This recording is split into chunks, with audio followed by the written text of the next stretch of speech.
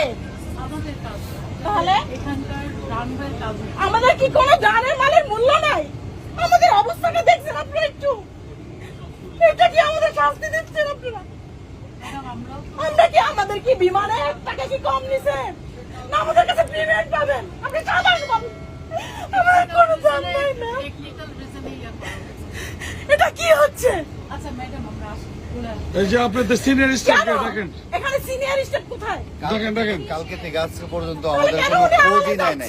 কোনো কালকে থেকে এই পর্যন্ত কোনো খোঁজ খবর কোনো কিছু নিচ্ছে না।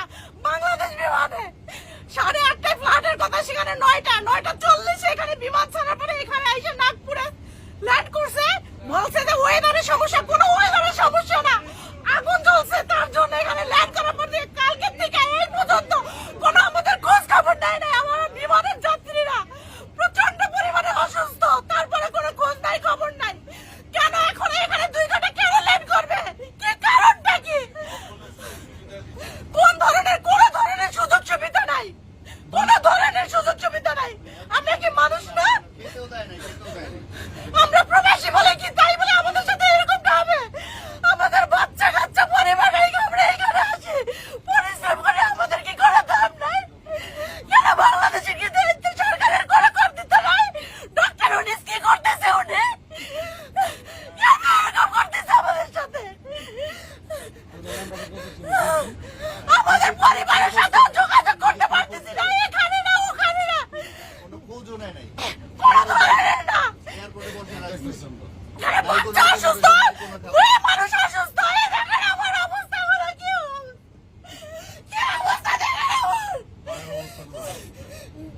প্রত্যেকটা যাত্রী কেন এই ধরনের হবে?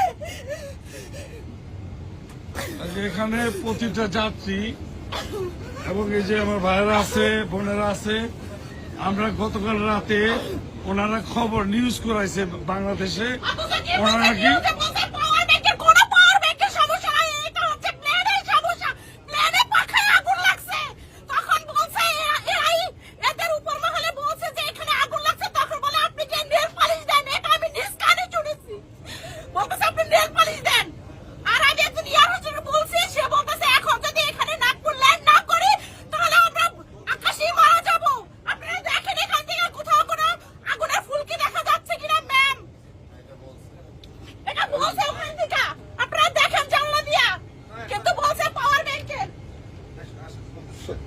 এখানে আমরা গতকালকে ফ্লু করছি বাংলাদেশ থেকে দুবাইয়ের উদ্দেশ্যে BG 347।